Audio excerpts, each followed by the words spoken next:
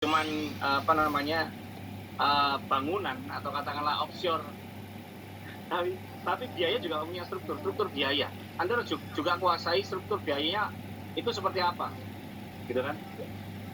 Kehancuran sebuah bisnis yang pertama adalah mereka ini sebatas yang saya pelajari, mereka tidak mampu sustain. Mereka tidak mampu sustain karena mereka tidak mampu mengelola resiko. Ya kan?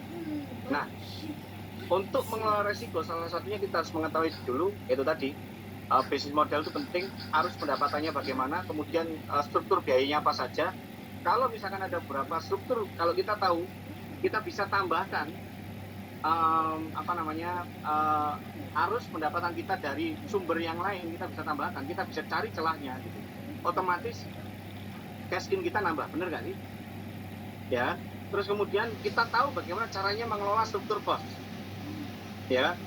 Cost structure misalkan saya tidak perlu katakanlah misalkan contoh ada satu poin misalkan human resource misalnya gitu ya. Human resource itu HR cost, human resource cost itu misalkan katakanlah kita harus budget yang awalnya katakanlah misalkan 15%, bagaimana caranya kita bisa efisiensikan itu sampai ketemu 10%. Ya kan?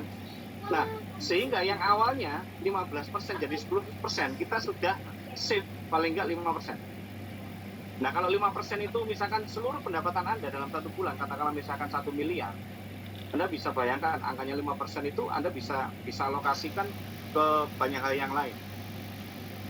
Gitu kan.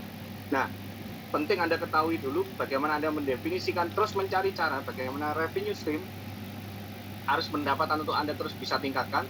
Berikut Anda mengelola biaya-biaya yang ada di dalam bisnis Anda. Itu penting.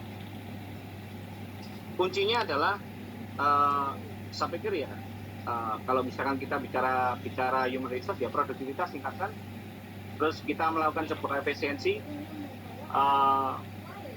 dan yang lainnya, kira-kira begitu. Bisa ditangkap nggak? Iya Pak, bisa. Nah, oke. Iya. Mungkin bisa dilanjutkan ke pertanyaan selanjutnya ya Pak ya? Apa masih? Oh boleh. Ya, ini ada dari Panji Pak, ingin bertanya. Seperti ini, menurut saya tantangan di dunia usaha, khususnya UMKM, salah satunya adalah bagaimana mencari dan mendapatkan seseorang pegawai yang loyal